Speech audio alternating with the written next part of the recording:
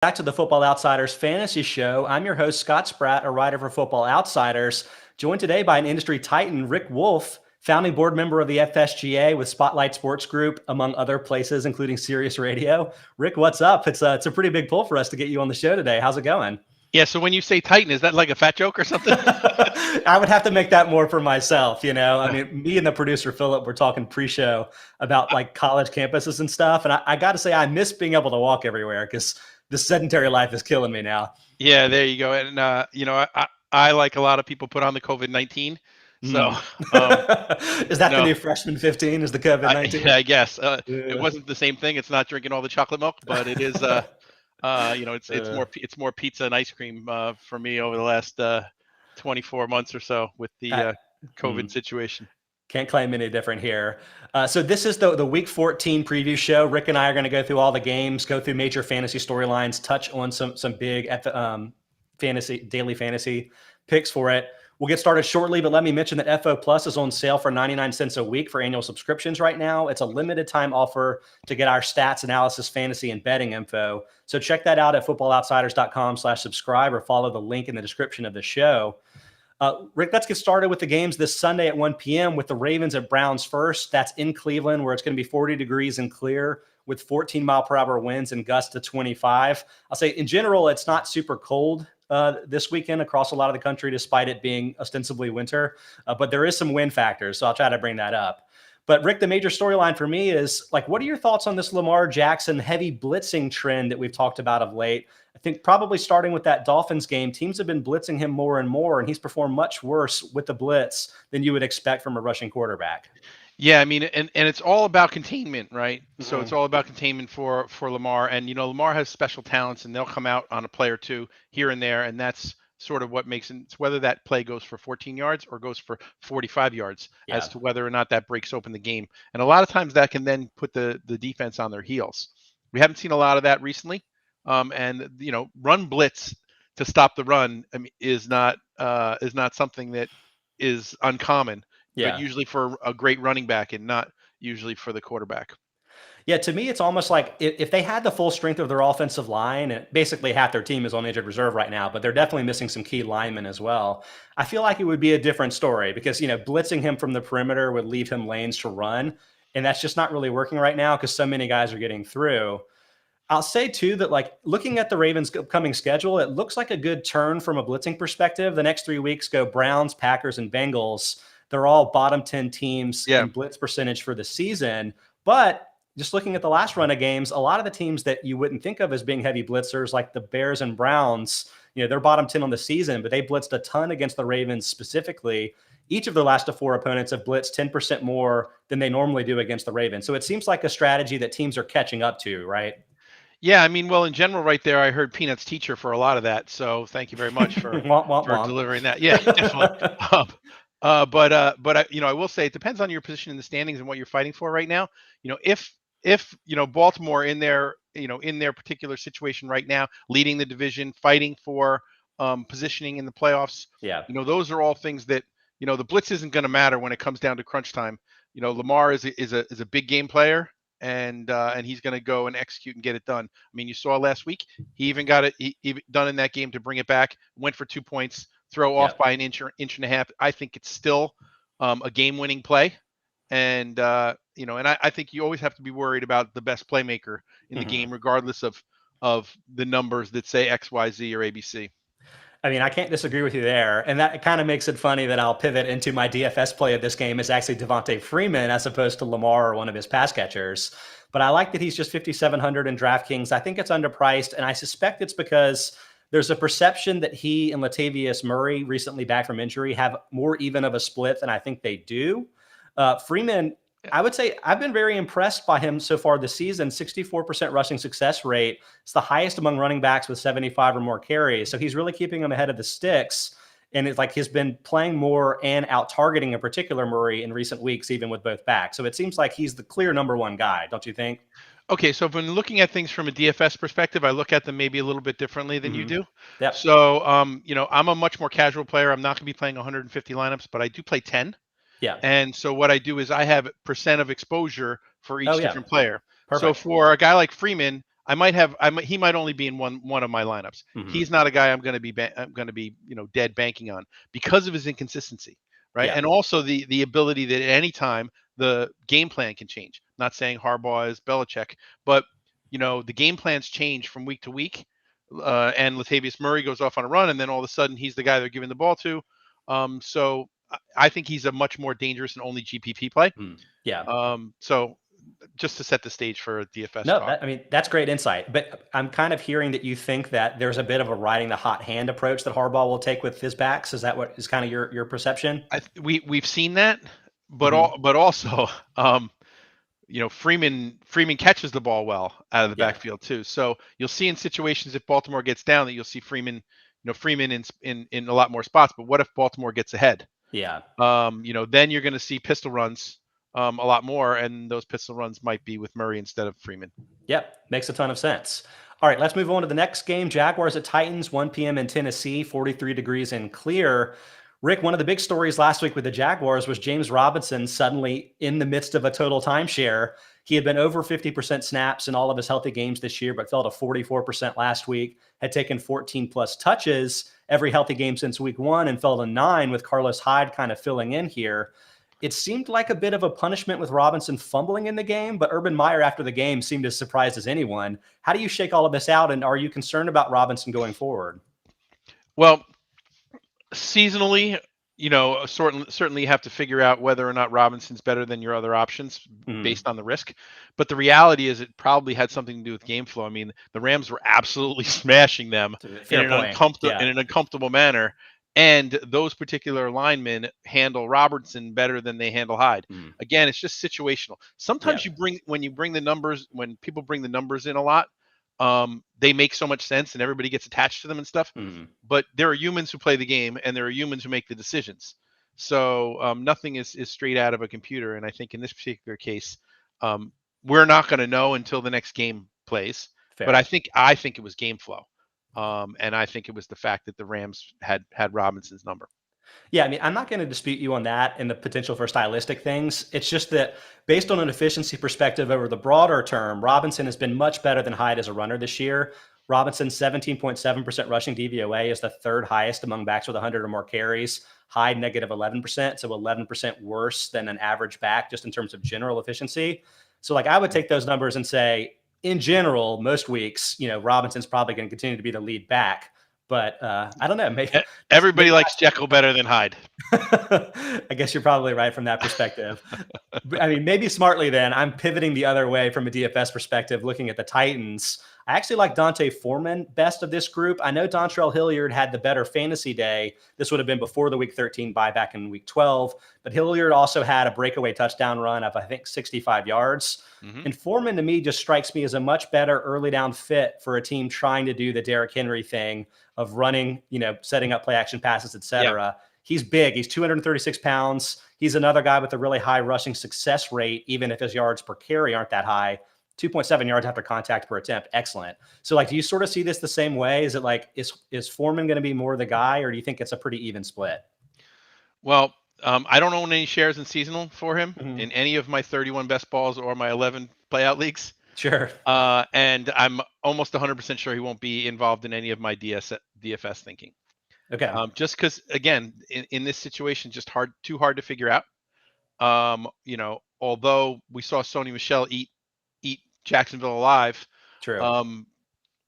Tennessee has been willing to and known to do the screens. 3 guys on one side, one guy takes a step back, and Tannehill throws a short screen, and they do that kind of stuff instead of handing to the back. So there's no way to figure that out, and I don't think, unless you're looking at the local news.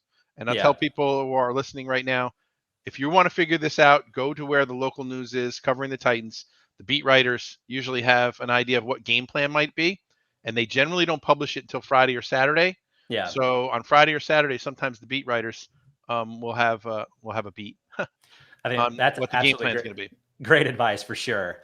All right, next up, Raiders at Chiefs, 1 p.m. in Kansas City, 45 degrees and clear with 13-mile-per-hour winds, gust to 29, so potentially an issue there, although probably not for Patrick Mahomes with his amazing arm.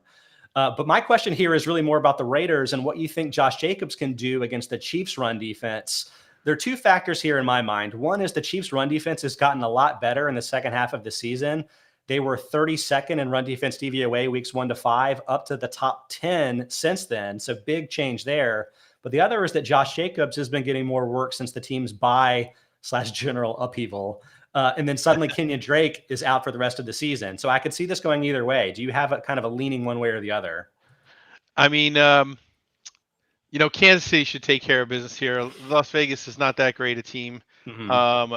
I don't know that that's going to allow them to run that much. The Kansas City offense is running on all cylinders in the last game and a half. Yeah. And if they continue that and they score early and often, it's going to be all Derek Carr and his weapons trying to make the comeback, and not as much Josh Jacobs.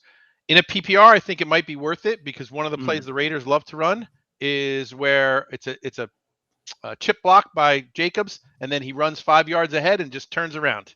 Yeah. And they do a ton of those. It's very much like Nyheim Hines does in Indianapolis when he's the third down back, but they do it on every down with Jacobs when they're behind.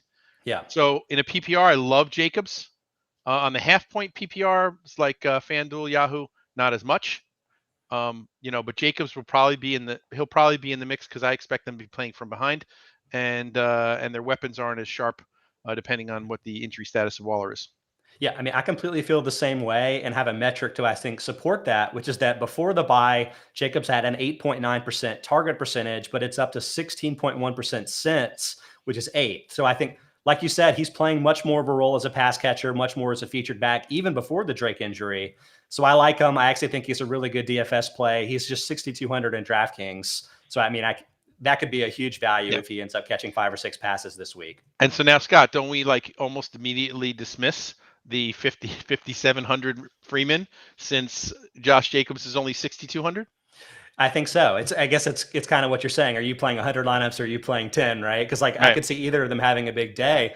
I don't know. Is it in Foreman to have a Derrick Henry-esque 2-touchdown outburst? Like, the Titans could end up smashing the Jaguars, and maybe they're going to want to run power football against them. But, all things considered, I definitely think Jacobs is a better value. I think he's about $1,000 underpriced. Mm-hmm. Yep. All right, next up, Saints at Jets, 1 p.m. in New York, 44 degrees and clear, more wind involved, 15 mile per hour with gusts to 30. Rick, I ask everyone I can about this to get their thoughts, but do you trust Taysom Hill from a fantasy perspective? From a real world perspective, you don't love to see the 4 interceptions last week, but he did run for more than 100 yards as a quarterback, finished top 5 at the position in fantasy scoring. So, how do you shake this out?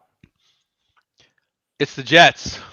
So I'll tell you, I have 2 seasonal leagues that had tough times at quarterback, one with bye weeks for Wentz, and I went and picked up Taysom Hill in both of those leagues. I think he's a start this week. I think a couple of the interesting things are that all of the money is going on the over, because the point spread, the over came down all the way to 43. Interesting. And then the point spread is down to 5 now. So New Orleans only favored by 5. So, that means the heavy money has been going on the Jets and the points, which is pretty weird to me. So the betting community doesn't believe in Taysom Hill, is what I'm saying, as far as being able to win the game. But fantasy people probably shouldn't care, because he's going to rack up statistics, maybe the most of anybody on his team. Yeah, to me, there's 2 angles to this. One is that Hill has been a remarkably consistent fantasy performer, whatever you think of him from a real life perspective. He's averaged 21 fantasy points per game in 5 starts the last 2 years. He started 4 games subbing for Drew Brees last year. That's 10th among current quarterbacks. If that was his number for this year, it would be just behind Tom Brady. I mean, it's kind of crazy. But from the Jets being favored by, maybe favored is the wrong word, but liked more by the betting community, I'm a little surprised, because I feel I wonder how much of Hill last week struggling was about the Cowboys matchup in particular, because they're such a good pressure defense. And they pressured Hill on 27.9% of dropbacks. That would have put, the team top 10 for the season. And the Saints are much better as protectors, usually getting guys like Teron Armstead and Ryan Ramczyk back. Maybe not this week, but in general, I feel like Hill is going to have an easier road. Not that I trust them, but it seems like there are factors that are leaning in the Saints direction here. Do you see any of that? Yeah, the Jets play up and down to their competition too. So I'm here in New York, so I see those games, and I also hear from it, and I've also been a lifelong Jet fan. So, like last week against the Eagles, that game was staying pretty close until a mistake had it run away. Yeah. And, they beat the Rams early in the season. They played close. They played close with a bunch of other teams. They've come back late on a couple of other teams. So, I don't know that. I think this will be a low-scoring game. Mm-hmm. I mean, I think they'll both keep it low, and I think the Saints will win by 3 or 7. Either 21-14 or something like that, 21-17. So I don't think there's going to be a lot of touchdown scoring, tons of scoring, and I think it'll be more of a field position and defense game. The Jets defense isn't that bad. I mean, just in the secondary, and if Taysom Hill can't find that accuracy in the secondary, and they're not going to have 4 picks, but they'll be able to keep them in check, and then they should be able to hold down the running game. Other than Hill scrambling. So well, and then Alvin Kamara, I think, is planning to play this week, so that would be his first time in about a month. I think. I'm wondering how big of a difference that would make. You look at the Saints. Yeah. You look at the Saints wide receiving core, and it's really bad. Deontay Harris he lost his appeal and is going to be serving a 3-game suspension starting this week. So it's really the dregs out wide. But maybe Hill and Kamara can just play ball themselves and go 49ers on them. It's 10 to 15 play drives trying to get to third down, but then get new first downs. And I could absolutely see it being a really low scoring game, but that could still potentially work for Hill. And then obviously Kamara from a fantasy perspective. So yeah, I'm not sure it works for Kamara to get in the end zone that many times. And also when guys come back after a month, there is rust. The game is fast. Yeah. So the question is whether he can come back. I mean, we saw Dalvin Cook, I guess, come back last night and just absolutely ridiculously dominate after being away. He's the exception. That was the exception, not the rule. Generally, guys have have that 15 for 60 and a touchdown kind of game instead of a big game like he had. Yeah, Kamara doesn't have to worry about Kirk Cousins running in goal line touchdowns either. So, from a fantasy perspective, it's probably an advantage there for Cook. But interesting. I definitely think Hill is a good value. I think in DraftKings at 5,600, he's a very low price for what I expect from him this week. So, like him there. There you go. All right, speaking of Cowboys, which we mentioned, Cowboys at the Washington football team, 1 p.m. Eastern in Washington, 45 degrees, clear, less wind, but potential gusts to 23. So potentially also a factor there. Rick, what are your thoughts on the Cowboys receivers? It seems strange, but we haven't really seen them play together very often. I think it's just 2 games this year where Amari Cooper, CeeDee Lamb, Michael Gallup, and Dalton Schultz all played and were all healthy. Yeah. Cooper played last week, obviously, but coming off of actual COVID, I think there were conditioning related issues. Hopefully he's going to be in better shape this week. How do you see it playing out? Yeah, well, with all the weapons, of course, a million times better. Mm-hmm. So it was the offensive line they've been having trouble getting healthy. Yeah. So, and I honestly, I don't know the status of it. I do a large majority of my studying on Saturdays because I feel like I want all of the news to be in. So I will be studying to figure out, how healthy that line is and studying practice reports for the Cowboys. And that's what you need to do here. Yeah. But they also have 10 days to prepare. Mm-hmm. So having that more days to prepare and doing 3 games in 12 days before that probably makes them sharper. I will say this, I'm seeing, I'll call it tentativeness in Elliott that I hadn't seen before. So this year, when he used to hit the hole, he used to hit it with aggression and to try and punish people, it seemed. I'm seeing him hit the hole with a little juke step or a little jump step, and then people are tackling. These are pros. Like the fakes he's trying to make on people to be, it's not working well. I'd like to see him back to hitting the hole, and hopefully, I'm sure his coaches see it if I see it. Yeah. So, hopefully they can get him to get rid of that habit. His habit of trying to, get around people instead of go through them. And then I think they'll just run on all cylinders. I think the Cowboys are contenders, to be honest. I definitely think so in the broader sense too. The running back part is interesting because obviously Tony Pollard's been a highly efficient player, but another factor for that this week is apparently he tore his plantar fascia in his heel. And he's like, yeah, he's probably going to play. I'm like, what? How do these guys do this? It seems crazy to me, but I'm almost wondering. You've seen North Dallas 40, haven't you? Yeah. Hell, I like needles. So. These guys are both potentially injured. I don't know, compromised or whatever. I don't know. I'm scared of the Cowboys running backs relative to what the usual high expectations are for them and feel like there's chances it could go either way. So really from a DFS perspective, I'd rather look at Antonio Gibson at 6,000 in DraftKings. Oh yeah.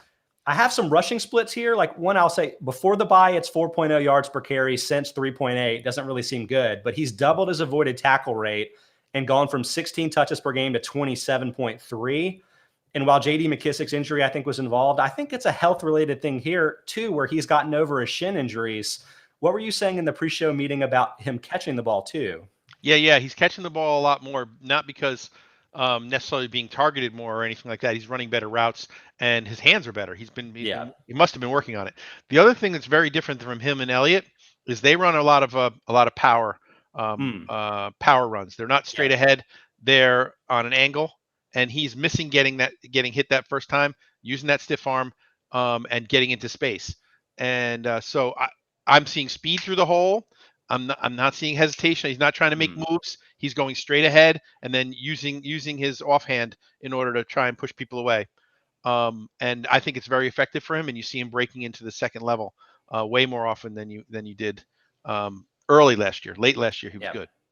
Love that. I feel like he's a great value right now from a fantasy sense because the early season, disappointment, so to speak, is kind of dragging down the full season numbers versus what I expect from him going forward. So great opportunity there. Yeah. All right, keep trudging along. We got the Falcons at Panthers, 1 p.m. here in Charlotte, 48 degrees and clear. Rick, which is the real Cam Newton? In week 11, 78% completion rate, had the 10 carries and 3 total touchdowns. Week 12, that dropped to a 24% completion rate, just 3 carries, just 1 total touchdown before the week 13 bye. I mean, it's hard to get more extreme than those two performances. Can you get a sense of what it's going to be like going forward? No, only thing I can say is since he's back in Carolina, he loves to be at home. Yeah. Like you see when he scores a touchdown or something good happens, he goes to the crowd. Behind the bench, he goes to the crowd and gives high fives to everybody. He just loves the adulation that happens in Carolina. So I'm more likely to take a chance on him in Carolina than I am on the road. He doesn't have like Ben Roethlisberger type road home splits. And if you saw like last night, Roethlisberger awful in the first half and luckily decent enough in the second half to save it. But honestly, gotta love that from a fantasy player's perspective. I call it Oscar time for those who like Sesame Street. Nice.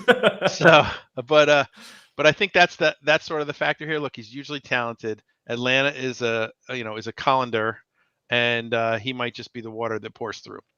So it's interesting. The home road split angle is one I hadn't really thought to look of. I think in part because I always assumed that rushing quarterbacks are going to have lower splits, given that they get a lot of production from carries and from running it into the end zone. But interestingly, with Newton here, and I think with the Panthers all season, there seems to be a matchup lever with their pass protection because their offensive line started bad, has gotten injured, and gotten a lot worse. And you'll notice that in week 11, just 5 combined sacks and pressures, but in week 12, I guess, 10 sacks and pressures allowed. And like, while the performances were more extreme than you would normally expect from that type of split, I don't think I would start Newton or a lot of the Panthers unless they were playing a really bad pressure defense. Guess what? The Falcons are 32nd in adjusted sack rate on the season. This may be one of your few opportunities to get the Panthers not under total duress. And so, like, this is a week where I would consider starting Cam Newton from a fantasy perspective. But granted, it's a huge risk, especially in a traditional league where it's fantasy playoffs for some people this week. Yeah, it's tough to start him if you have, and if you have him, he's likely your second quarterback. So you likely have a good enough starter, especially if you're getting into the playoffs.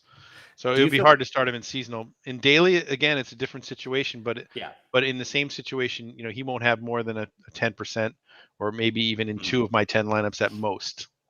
Yeah, he's just 5,400 in DraftKings. I keep saying just. I mean, there's a risk that's baked into the price there, I'm sure.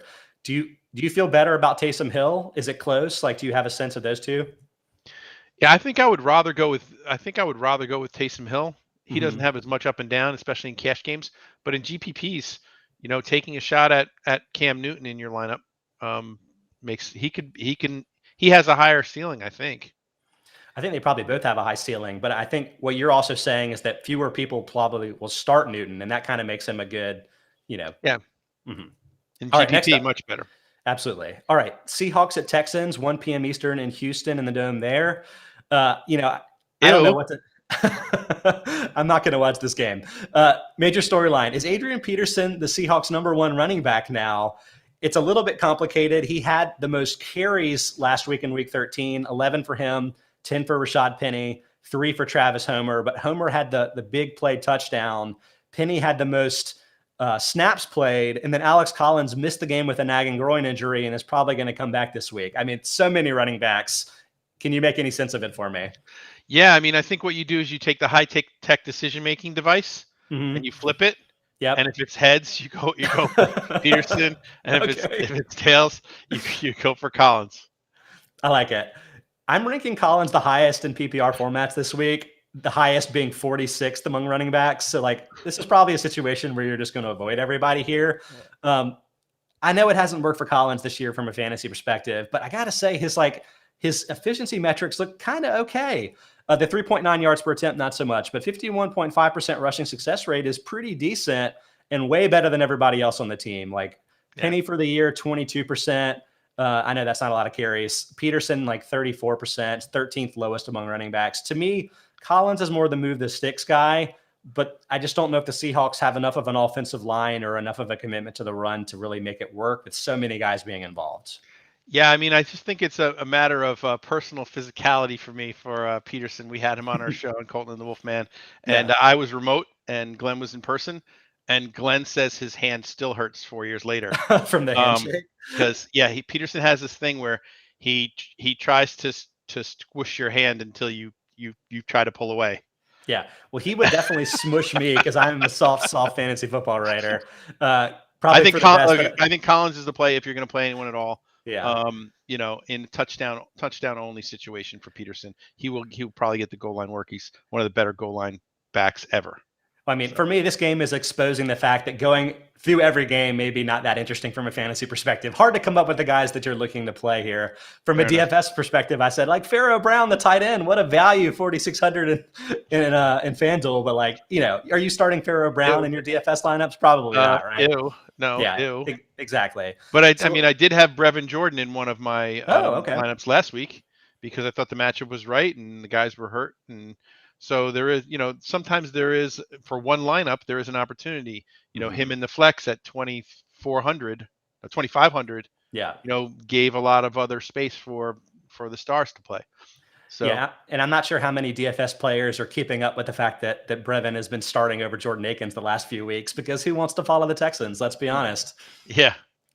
So let's move on to a game that's, I'm not sure this is that much more interesting, but Lions at Broncos, we got to do it. 4:05 in Denver, 56 degrees and clear. I want to talk about this just because I love Javonte Williams. I went to my alma mater, UNC. Do you think he's a current star or a future star running back? I'm not giving you any other options. He's emerging.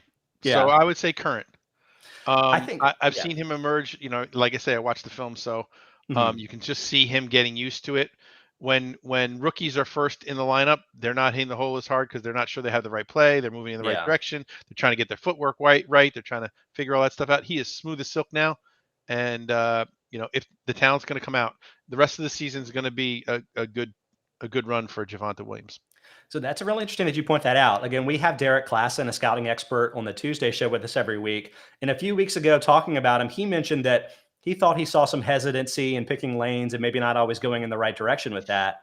But I always come back to the fact that 18.6% avoided tackle rate. That's number one of running backs with 100 or more carries and well ahead of the field. Stevenson is at 15, McCaffrey 13%, and Dillon at 11%. So it falls off sharply. Yeah, what's the real number, being that he was tentative early in the season? Probably higher than that. Yeah. Are you seeing that when you're watching him? Is there something about him where he can either sidestep tackles or he's hitting the hole right, and he's hitting it with that one cut. Mm-hmm. So it's one cut left to right, and then cut north and south. Yeah. So that's a great way to play. It obviously worked great for him as a temporary, at least, number one running back. Last week, 178 total yards and a touchdown with Melvin Gordon out. But I'll say Melvin Gordon, I think he's had a really nice season as well. Shows up really nicely in the metrics, is doing better than Williams from a rushing success percentage perspective. Now that Gordon may play, I'm a little bit less sure how this will shake out. Before the injury, it was almost an even 50-50 workload split. Do you think Williams gets any higher with Gordon back now that he's had the huge success, or does this go right back to where it was, at least for the rest of this year? Look, it's thunder and lightning, right? So, I mean, Gordon, of course, not your typical goal line guy. He's not as big as they usually are, but but that's how it'll probably shake out. Inside the 20s, you'll see Gordon in the game. Outside the 20s, outside the 20, you'll see Javonte. If he runs one in from 25, then he's going to get the touchdowns. But I think they'll do a share here for sure. They're both great running backs, but I think Javonte Williams is the one with the biggest upside, and he'll have a good game even with 15 touches. I agree. 15 rushes. Yeah, and I also think that the fact that this is the Lions matchup really helps, because while I think the split is going to probably come back this week, the Lions, they're bottom 10 in overall overall defensive DVOA, bottom 10 in run defense DVOA. They increase opponent run plays by 15% per game. So it's like, this is an opportunity where even with the split, I think that both of these players, in particular Williams, could have a good fantasy day. I have them top 20 at the position this week. Although from a DFS perspective, I still think Jamal Williams across the field with the Lions may be the better value, 5,500 in DraftKings. I know the game script may not be great for the Lions. Despite the win last week, you would probably expect the Broncos to win this game handily. But DeAndre Swift still probably out with a shoulder sprain for another week or two. And there's just not much behind Williams right now. There's Jamar Jefferson is the 7th-round rookie. They have a converted defensive back in Godwin. I don't even know how to say it. Igwin Buke. Yeah, clearly I don't watch as much film as you do. But it seems like Jamal Williams is dominating. I can't say anybody's name. Touches. 20 and 18 the last 2 weeks. So I feel pretty safe about Williams despite game script risks. Do you feel the same way there? In a PPR? Yeah, but look what you just did right there. You said 5,500. You had Freeman at 5,700. We have Foreman at 5,400, and we have Josh Jacobs at 6,200. So, pretty close. Yeah, I'm trying to squeeze up to Josh Jacobs in every situation that I can. And usually you can, because there'll be another wide receiver situation where there'll be a guy at 62 and a guy at 55. And I'll like the guy at 55 almost as much, where this to me is not close. And once you move off to FanDuel and to Yahoo or any other half-point PPR ones, FanBall, whatever. Yeah. Now you're losing the receptions that Williams is likely to have. So you only get 3 points for the 6 receptions instead of 6. So from a game script perspective, I'm not sure whether the Lions are in a worse spot in Denver or whether the Raiders are in a worse spot in Kansas City. I mean, to me, those are equal chances of big blowouts on the road there. Well, I don't know. The Detroit's streaking.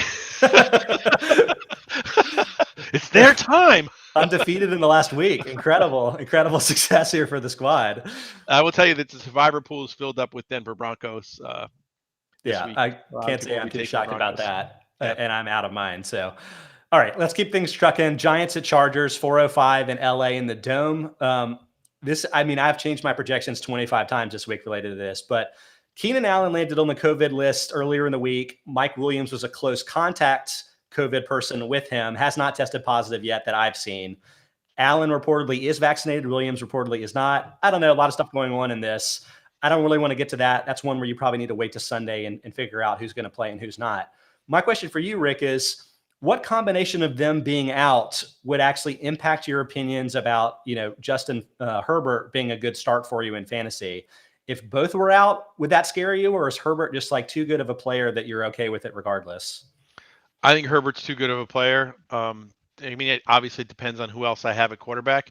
If I have Aaron Rodgers too, or I have or if I have Patrick Mahomes too, yeah. But if it's like the same situation we were just talking about, Cam Newton or Herbert, I'm starting Herbert. I mean, I can't really tell you that I disagree. I think when I temporarily updated, assuming that Mike Williams was out, I have him back in as we're recording this on Friday at 1. But I think Herbert fell from 2nd to 4th in my quarterback rankings. And I get that my system may not be good enough at picking up. When you lose both of those players, you're stuck with a deep specialist in Jalen Guyton. You have a 3rd-round rookie in Josh Palmer. You have a returner in Andre Roberts. Everybody else probably is going to be a practice squad type call up. It's Jared Cook and Parham too. That's your tight ends. True. But it gets pretty barren at least from a wide receiver perspective. But I don't think it would move the needle enough to knock him out of my top 10. And you have 3 running backs, also 2 of which can line up at wide receiver. Eckler can really catch the ball. So I think I'm with you there. And he's capable of lining up at wide receiver and playing wide receiver when necessary. So they could have Jackson or Kelly in the backfield, and have Eckler lined up on the outside. I think Herbert will figure it out. He seems to always do that. He seems to lock in. His floor is 250 and 2. I agree. And ceiling. The ceiling. 4.25 and 4. So, he's a plug and play for me. Well, fingers crossed we won't have to deal with that. I hope that both of the receivers can play this week. But curious about your thoughts on the other side of this with Saquon Barkley. He's 6,000 in DraftKings, so kind of in that Jacobs range as well. And the workload hasn't been there this year. He's had 17 touches each of the last 2 weeks, which is good, but he's only gotten to 20 touches once this year in 8 games. He got to 20 touches 20 times his first 2 years in the league. So it's been a different ballgame since the injuries. But I think we've kind of banged home on this show. The Chargers are such a great opponent for runners to face. They're 32nd in run defense DVOA, a big booster of run plays and rushing touchdown rate. So how does it shake out here for you with Barkley from a fantasy perspective? Yeah, I mean, it has to be considered. But he's again in that same range with Josh Jacobs, right? Mm-hmm. So I'm still taking Josh Jacobs first, but maybe I'm having a share or two of him. He's capable of the big game, hasn't had it yet, probably dying for it. Probably the Giants and the Giants fans are dying for it. Mm-hmm. I was at the game 2 weeks ago. 2 weeks ago. Wearing my Saquon Barkley jersey. So, into him getting back to prominence, and all the Giant fans I know are into it too. Like, since you're a little bit closer to that team than I would be as an outsider for sure, like how much do the quarterbacks kind of play into this? Like Daniel Jones seems like he's going to miss several more weeks.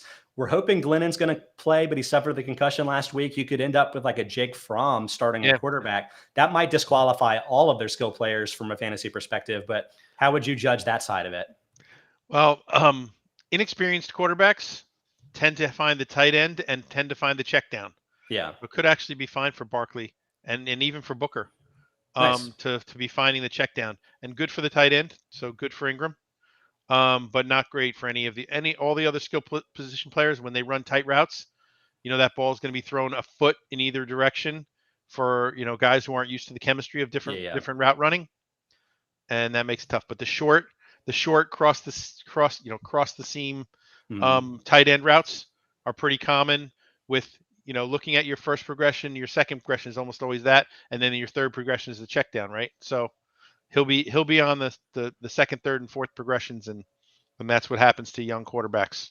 Yeah, makes sense for me. But I'm hopeful that Glennon's going to make it through the concussion and be able to play this week. But let's keep going. We got the 49ers at Bengals, 425 in Cincinnati, 53 degrees and clear. Rick, do you think that T. Higgins has passed Jamar Chase from a fantasy perspective? Is there like a number one here? Like, what are your thoughts? I've had a hard time figuring out what to do with this particular matchup, because the Bengals ended up in a shootout last week, and they had a defensive game a couple weeks before that. Mm-hmm. 49ers play ball control most of the time with a team like this, so they try and take the air out of the ball, and you'll see possibly a lot of running from them. I don't know who will do that running, but whether Wilson's healthy or whether it's going to be hasty.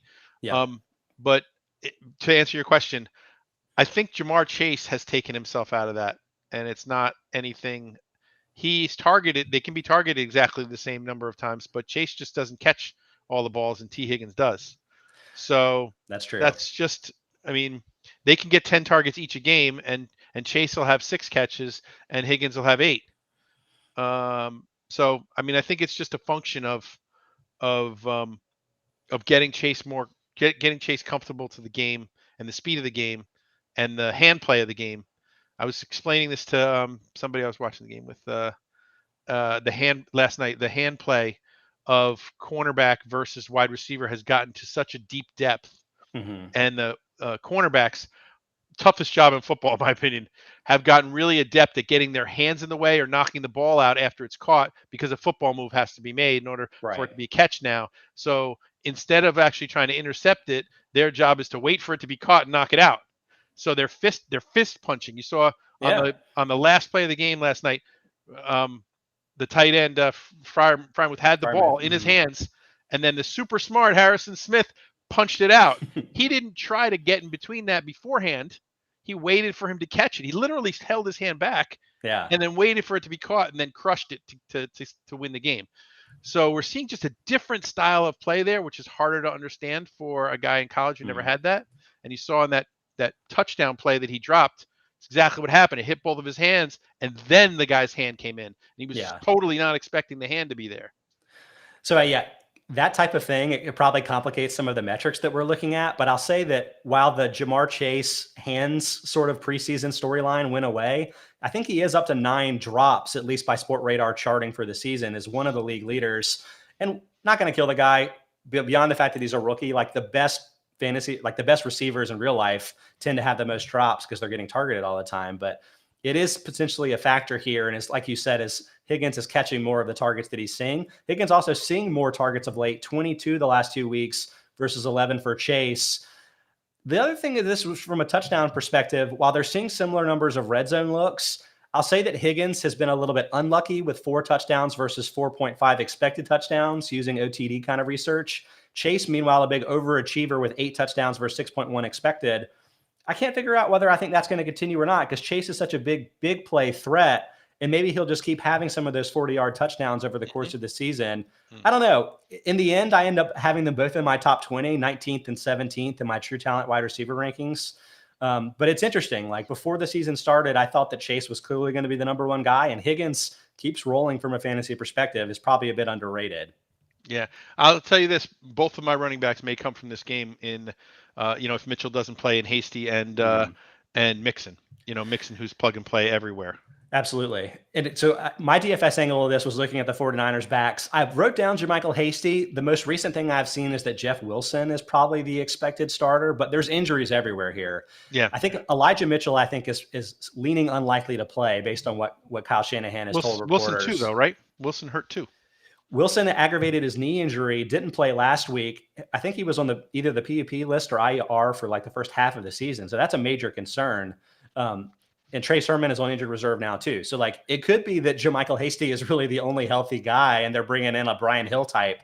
And if that happens, like Hasty, absolute huge value. He's just 4,700 in FanDuel. But I mean, even if Wilson is the starter, I think he's going to be a pretty nice value too. Whoever gets the role here, it's just such a great offense to be a part of from a rushing perspective. Yeah, they signed Hill off the practice squad, so he's going to be active. He'll be elevated, active on Sunday. Okay, a couple more games to hit, and then we'll let you go. Bills at Bucks, 425 in Tampa Bay, 77 degrees and clear, the one warm weather game, not counting the dome games here. Question for you, Rick. Do you think the Bucks are going to be able to run on the Bills? Overall, the Bills still look like a really good run defense. They're 6th in run defense DVOA, but interestingly, they've really struggled in a power type of perspective. The Colts are 8th in power rushing success on the season. Obviously, Jonathan Taylor, 185 yards and 4 touchdowns on them. The Patriots were 7th in power rushing success on the season. They had a ton of success, but obviously weather was a big factor there. The Bucks are 1st in power success. So I'm honestly thinking that Leonard Fournette might be able to kind of do that Jonathan Taylor move here. But what do you think? Like how much of this is overthinking a couple of games here? Interestingly enough, the Bucks do the opposite of what everybody else does. They establish the pass and then they begin the run. Absolutely. Most people establish the run and then play action pass. So they literally play action pass from down 1, and they do the opposite of that. So once they establish the pass, then yes, I think you have Rojo and Fournette just probably owning this game. And Fournette can catch the ball out of the backfield very well too. So Fournette could be a strong play here for sure. But the first touchdown will be a passing touchdown. I was going to say, so the Bills are, I think, still pretty easily the number 1 pass defense by DVOA. Like, do you have any concerns about Brady being able to kind of move the ball against them, or is it just too much talent on the Bucs side of things? It's too much talent in the brain of Brady. So you throw all numbers away, in my opinion, when you face a guy like Brady or even sometimes Rodgers, who have the ability to see defenses differently than others, and then have the ability to make throws that nobody else can. It's true. And Brady, a pocket passer, but Aaron Rodgers on the run, or even Mahomes, maybe not as much this year, but on the run, throwing it half sidearm and then splitting it in between two defenders' hands in order to get it to his guy, right? So I think all bets are off when it comes to any kind of defensive numbers. They'll shut down one receiver with with White. Is it the well, Trey White, I think he tore his ACL a week or 2 ago. So we haven't really seen the Bills have to deal with that yet because the Pats just ran every play, but it's possible their pass defense could get markedly worse losing their number 1 cornerback. Yeah. So if they don't have the shutdown cornerback to shut down Godwin, then all bets are off because they're going to have to double Godwin, and then doubling Godwin leaves Evans and Gronk to do the damage. Absolutely. All right, let's move on to Sunday night. Bears at Packers, 8:20 p.m. Eastern time in Green Bay, 32 degrees, clear, 10-mile-per-hour winds, gust to 24, obviously getting colder as the night moves on. So I guess the biggest real world news for this game is that Justin Fields is getting the start over Andy Dalton. Like, I don't think that's really a fantasy angle per se, but do you think that Fields being the quarterback has any other fantasy implications? Well, I hope they're going to control the ball, Mm-hmm. and I hope they're going to give the ball to Montgomery a lot. So, and when not pulled out of his arms and Fields runs, I hope they do a lot of pistol. And yeah, I don't know. Fields just, from what I've seen, the accuracy is just awful. He's incredibly talented. yeah, But maybe that's because there was an injury hidden, and now with a little bit of rest, he's got it done. But you see that sometimes with quarterbacks where they're incredibly inaccurate for a little bit. We saw it with Mahomes earlier this season. I was like, he didn't really throw that ball. That's inaccurate. That's not him. And now he's accurate again. So maybe it's just a little time healing, and maybe he'll get back to accuracy. But he really only has one good target. So in Mooney. So he will hopefully have Allen Robinson back. He's missed the last month, but I think is expected to play this week. So maybe the full complement for the first time. No, like I said, he'll only have one good target. Mooney. Harsh. I mean, I feel like part of the problem is, at least based on the scouting opinions that I've heard, is that like he's at his best, kind of stretching the ball down the field, but it's just that type of approach where you have to hold the ball a little bit longer. It's just not necessarily a great fit with their pass protection right now, and just with his inexperience and like reading pressure and stuff. So it all adds up to pretty bad. He's got a negative 38% passing DVOA rate. That's the worst among regular starters. It's heavily influenced by the sack totals, but like from a fantasy perspective, it's just not good. And the fact that he's not even throwing the ball as much as that like a traditional drop back passer is, I think that like even Darnell Mooney, even when he's getting like 35% of the targets, it's just from a fantasy perspective, I just don't think it's going to work. He actually fell to outside my top 40 at the position with the switch to Fields at starter. I just don't think there's going to be the workload there to really support it. So Montgomery is really the only one that I would consider, assuming he plays. Now he's missed practice this week. He's got shoulder, groin, and glute injuries. So it's kind of like all over the place. Generally not a good thing. No, but like, it's tough because it's Sunday night. Yes, it's tough because it's Sunday night, so you may not even really know. But like hypothetically, he could get ruled out before the 1 p.m. games. And if that happened, like, would you consider Khalil Herbert? Like he had a lot of fantasy success, at least while Montgomery missed some time earlier in the year. But like, what do you think of him as a player? I think you always include the backup, if it's on your team and you have an opportunity, or at least someone who's later in that game, so you can come as close to game time as possible. So I don't think that's an awful thing. Take the last player on your roster, a guy who's never going to play, dump him off, get Herbert onto your roster, and then at least be able to make that decision at game time. And Herbert's fine. Yeah. But fine generally isn't good enough to be winning you championships. So, but he's fine. Fine. Yeah. When I say fine, I think of 15 for 60, 2 catches for 20, and then a touchdown every other game. Yeah. That's fine. I agree. And I think a lot of that circumstance, because like it's interesting how similar he and Montgomery are from a metrics perspective. 4.1 versus 4.2 yards per carry, 1.9 versus 2.1 yards after contact per attempt, 9.6 versus 8.9% avoided tackle rate. Like, I think Montgomery's better, but I think Herbert could be a long-term starter in the NFL. But I just don't think the Bears are the greatest circumstances for fantasy success, especially probably this week. If you expect the Packers to build a lead, it might not be a good game script. So I don't necessarily love it this week, but it could be a really good DFS value. But you would really need to know that Montgomery's out before the 1 p.m. window to probably risk that. All right, one more game to hit on is the Monday night game. In the only game of the week, Rams at Cardinals. It is a pretty fun game, I got to say. So, I mean, there's a lot of stuff to highlight from a real world perspective. From a fantasy perspective, I wanted to get your read on Sony Michel. Obviously had a huge fantasy week last week, subbing for Darrell Henderson, who was out. I think Henderson is probably going to play. I'm not 100% sure there. But Sean McVay also told reporters how much he liked Michel as a player that keeps the team ahead of the sticks. And Michel is actually the number 1 running back with 100 or more carries with a 58.3% rushing success rate this season. So he really is keeping them ahead of the sticks. Yeah. Is there any concern in your mind that he could end up taking the number 1 job away from Henderson? Or is it just no worries, it's an injury thing and that's it? As a Rams fan, not concerned at all, because I think Sony Michel is, quite frankly, the better straight up runner. Interesting. I think Henderson is better at those at the powers and the sweeps and the picking up the catches. They would be good as they would be very, very good as Michel being the first and second down back and Henderson being the third down back. I think that would be a winner for my Rams. Fantasy players don't want to hear that though, but yes. Well, fantasy players who are banking on Henderson, but yeah. honestly, if you decided to bank on Henderson, then you certainly weren't playing in my smart system that Glenn and I have. 3 bona fide, locked in running backs and the first 4 picks. Then you would have 3 other running backs, and he'd be your 4th. Yeah. So, and he was going late second, early third by the time we got to close to the start of the season, which I think was way too early. So, in 31 best balls, I have zero Hendersons, and I'm a Rams fan. Yeah. So I think if people were drafting him that early, they should have been expecting those results. And I think Sony Michel's the better overall player. As far as fantasy players go, Henderson probably catch more passes. So PPR, I kind of like them the same. But in non-PPR and half-point PPR, I like Michel better. Well, I'm glad that you're a Rams fan because I wanted to ask you about Van Jefferson as well. Yeah. So like his I wouldn't say his workload is changed dramatically since the Robert Woods injury. He had played 80% or more of snaps all season. He's seeing more targets, but he was always on the field.